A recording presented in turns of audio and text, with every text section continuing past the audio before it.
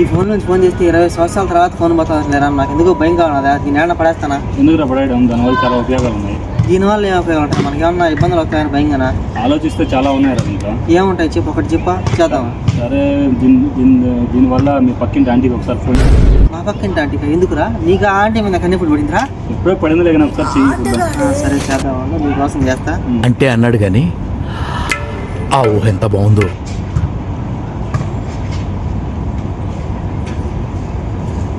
ఎవరు ఏమన్నా ఉన్నదిరా చాలా వెతికితే దొరకందంటూ ఏదీ లేదు. రింగు గనులు